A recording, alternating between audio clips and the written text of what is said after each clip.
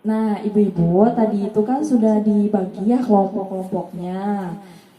Tadi ada yang kelompok satu untuk bagian kondisi fisik, kelompok dua untuk bagian psikososial, dan yang ketiga itu untuk kelompok spiritual. Coba saya pengen tahu nih dari tadi yang kelompok sudah berkumpul, pengen tahu kira-kira hasil diskusi mengenai permasalahan umum apa sih yang dapat terjadi dengan kondisi fisik misalnya pada lansia. Coba saya pengen Ibu Endah deh. Ibu Endah kira-kira permasalahan umum apa yang dapat terjadi dengan kondisi fisik pada lansia? Kesehatan, Bu. Terus pendengaran, penglihatan, emosi, dan juga sering marah-marah tuh, Bu. Iya, oke.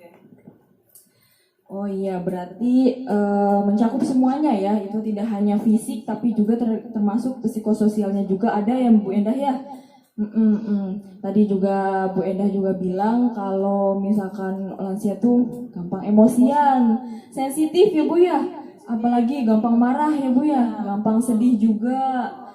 Betul. Coba ini untuk kelompok yang spiritual atau yang kelompok psikososial. Coba yang di belakang saya pengen denger nih suaranya Ibu Tria. Gimana Ibu Tria? Gimana Bu? Mengenai permasalahan umumnya apa yang dapat terjadi dengan kondisi lansia pada pada psikososial atau spiritualnya? Gampang itu Bu, apa namanya? Minder. Oh, gampang minder. Kemudian apa? Jadi kayak anak-anak lagi tuh Bu, jadi pengen diperhatikan. Oh iya. Takut kemataran juga Mas. Benar. Berarti mulai merasa adanya rasa kecemasan ya. Nah, iya. Nah, dari pemaparan yang sudah disampaikan oleh Ibu Enda sama Ibu Tria itu, eh, di sini juga ada sebenarnya sudah saya tampilkan di flip chart ketiga, yaitu 3A, 3B, dan 3C.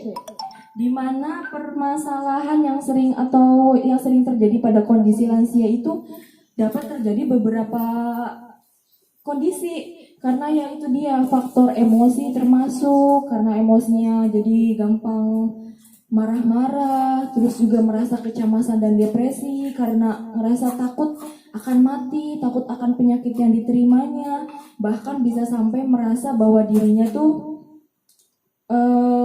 sudah tidak berarti lagi. Nah, di sini kan ada nih kondisi dan permasalahan lanjut usia ke satu, yaitu yang fisik. Perubahan fungsi organ tubuh yang menyebabkan terjadinya satu, perubahan suhu tubuh yang menyebabkan kulit kering keriput. Pasti ya ibu-ibu ya, kalau yang udah tua pasti sudah kendor semuanya. Terus gangguan gerakan akibat radang sendi, tulang rapuh, maka diperlukannya alat bantu ya Bu ya, kadang juga. Terus betul kursi roda juga, terus gangguan panca indera, penurunan fungsi penglihatan, penciuman, pendengaran, dan termasuk pengecap juga. Yang ini gangguan saluran kencing. Kan suka ada ya sekarang tuh yang kayak nenek-nenek atau kakek-kakek tuh yang susah sekali untuk menahan rasa ingin pipis dan BAB-nya karena dia ngerasa udah karena saluran ininya pengeluaran air kencingnya itu sudah bermasalah. Makanya kan sekarang ada tuh ya popok untuk lansia tuh, karena fungsinya untuk membantu para lansia yang mengalami hal tersebut. Terus ini juga gigi mulai goyah, yang giginya tinggal dua. Terus muncul penyakit Alzheimer, kepikunan, stroke, darah tinggi, radang sendi, dan lain-lain. Ih, sering nih orang tua nih pada pikun. Tahu berangkat, nggak tahu jalan pulang. Ya Bu ya? Betul. Nah, mau ngantar mau bingung ya Bu ya, karena suka marah-marah juga. Diantar juga bingung karena nggak tahu alamatnya. Terus di sini ada kondisi permasalahan lanjut usia bagian di psikososial, di mana ini adalah terjadi permasalahan bagi diri dan hubungannya dengan orang lain. Perubahan emosinya misalnya depresi, cemas, dan ketakutan. Tadi yang disampaikan oleh Ibu Endah, takut akan mati katanya tuh. Di sini juga ada takut akan mati. Terus takut tersingkirkan. Fungsi juga mulai berkurang. Tadi kata Mbak Endah juga nggak bisa dengar, nggak bisa ngelihat. Terus tadi agresif kata Ibu Endah juga, katanya gampang marah-marah. Nah, ini termasuk dari kondisi dan permasalahan lanjut usia pada bagian psikososial. Selanjutnya ini adalah perubahan dan perilaku, misalnya cenderung diam di rumah, murung, melamun, berorientasi pada masa lalu, dan hubungannya dengan tetangga ini kurang baik. Karena ya biasanya hanya aktivitasnya terbatas sih, hanya diam di rumah, berjalan pun tidak bisa banyak yang harus kerjakan. Dan ini yang terakhir ini adalah kondisi dan permasalahan lanjut usia di ranah spiritual. Jarang beribadah, tidak tabah dalam menerima kondisi penuaannya, terus kurang mau berbagi dengan orang lain, selalu menunjukkan super powernya dan menganggap dirinya selalu benar. Pernah ada nggak yang kayak gitu? Kalau nenek-nenek atau kakek-kakek tuh kerasa kayak yang paling banyak ya Bu Endah ya? Betul, makanya. Mungkin karena sering lupa gitu. Iya. Biasanya mungkin pikun juga ya, Iya. ibadah atau males-malesan.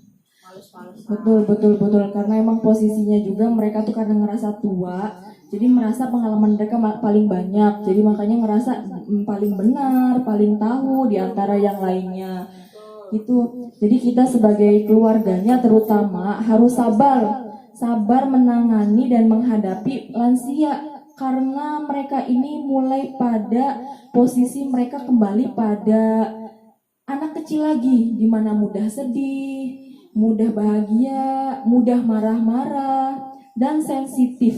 Makanya kita sebagai keluarganya harus sabar ya Ibu ya menghadapi para lansia ini. Oke, sudah paham mengenai kondisi dan permasalahan lanjut usia? Sudah, Bu. Sudah? Oke, alhamdulillah.